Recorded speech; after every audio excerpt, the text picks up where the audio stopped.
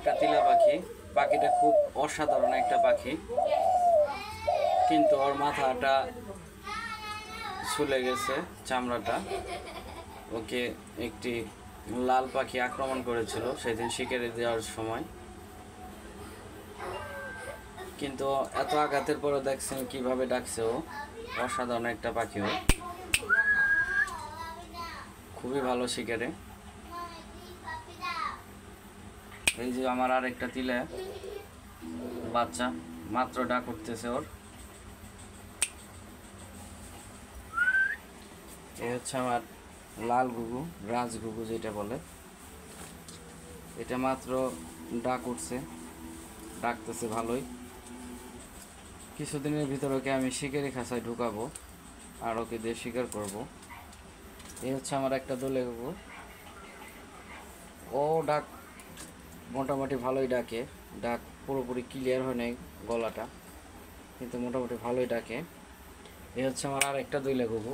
এটাতে আমি শিকার করি সব সময়।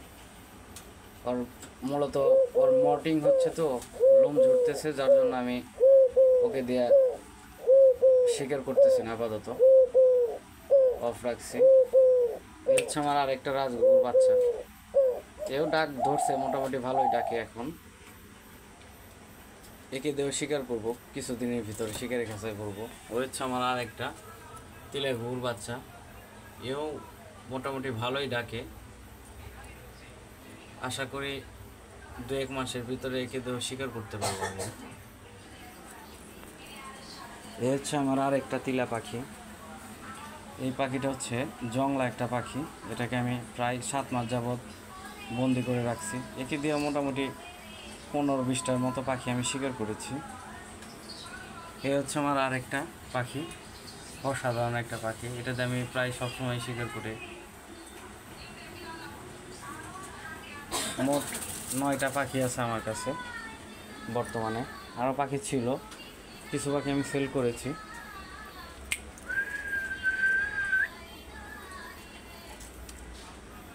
আশা করি সবার কাছে আমার পাখিগুলো ভালো লাগবে।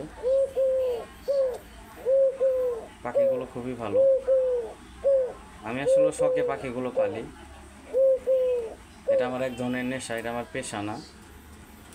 তারপর অনেক সময় অনেক মানুষ রিকোয়েস্ট করে যে ভাই আমাকে একটা পাখি দিয়েন, সেই ক্ষেত্রে আমি দিয়ে থাকি। কিন্তু বেশিরভাগ মানুষই যারা পাখি জন্য ফোন দেয় তারা বেশিরভাগই ফল্ট এবং প্রতারক হয়ে থাকে। এই জন্য আমি এখন স্ক্রিনে আমার নাম্বার দিই না, খুব কম দেই। ধন্যবাদ, সবাইকে ভালো থাকবেন।